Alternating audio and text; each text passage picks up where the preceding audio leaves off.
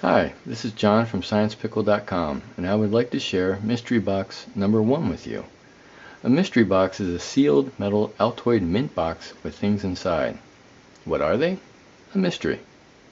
Most of us have written research papers in school, but this usually involves collecting known facts and putting them together to create as complete a picture as possible. But what really is research?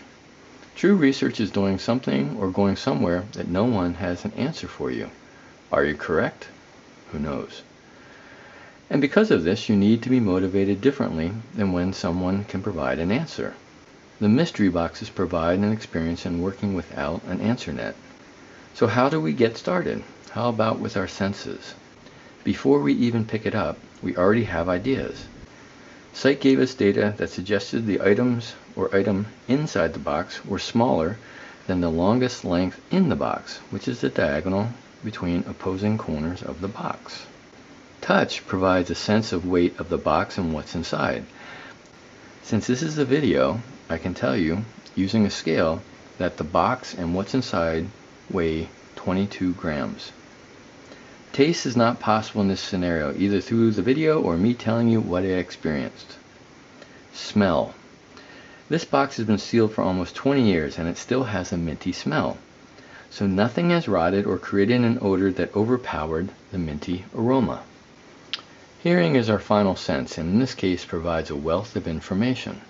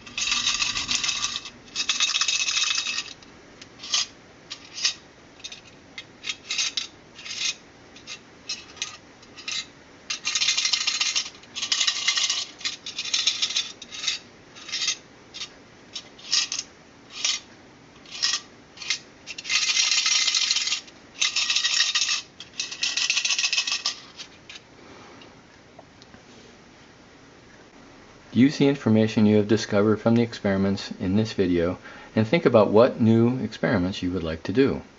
Go to SciencePickle.com, scroll down to Contact Us to send your suggestions. The next video will be based on your ideas, and the persons or groups who made the suggestions will be credited.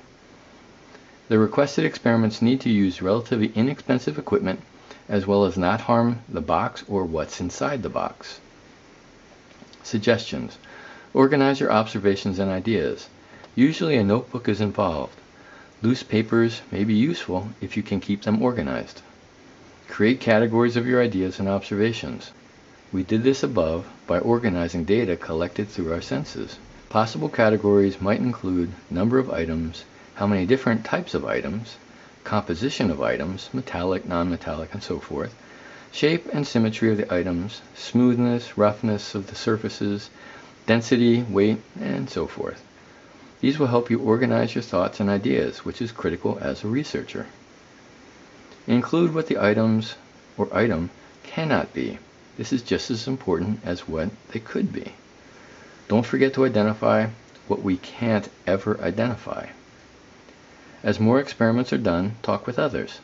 Science is not done in a vacuum. Ideas grow and improve when shared with interested and interesting peers. Enjoy researching.